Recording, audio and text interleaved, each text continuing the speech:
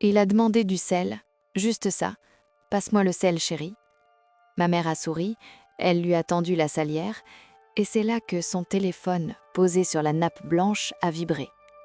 Pas un message, une notification de localisation. Papa est arrivé à la maison. Sauf que papa était assis en face de moi. C'était un dimanche comme les autres. Le poulet rôti, les pommes de terre, la nappe brodée. Ça sentait le thym et à peau de poulet grillé. Mon père était en bout de table, le patriarche, toujours en costume, même le dimanche. Il voyageait beaucoup pour le travail, des affaires à l'étranger, import-export. On ne posait pas de questions. On était la famille parfaite. J'avais 24 ans. Je venais d'installer une nouvelle appli de sécurité sur son téléphone parce qu'il perdait tout le temps ses clés. Family Link, pour le protéger, tu vois.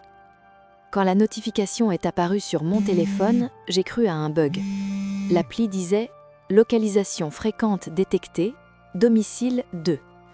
J'ai froncé les sourcils, on n'avait pas de résidence secondaire.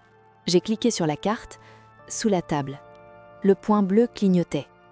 Il n'était pas à l'étranger, il n'était pas à l'autre bout de la France. L'adresse indiquée était à 2 rues de chez nous. Impasse des Lilas. Une petite maison avec des volets bleus devant laquelle je passais tous les matins pour aller au lycée. J'ai levé les yeux, il racontait une blague. Ma mère riait. Il avait l'air si normal. J'ai zoomé sur la carte, l'historique des trajets. Tous les mardis, tous les jeudis, depuis 15 ans. Les soirs où il était censé être à Londres ou à Berlin, il était à 500 mètres.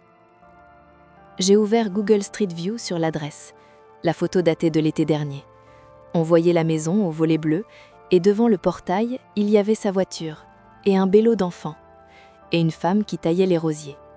Une femme qui portait le même collier que celui qu'il avait offert à ma mère pour ses 50 ans.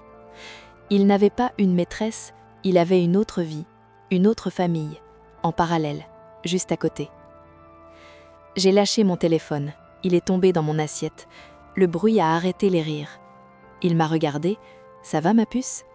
J'ai juste dit « C'est qui, Thomas ?» C'était le nom sur la boîte de lettres de l'autre maison.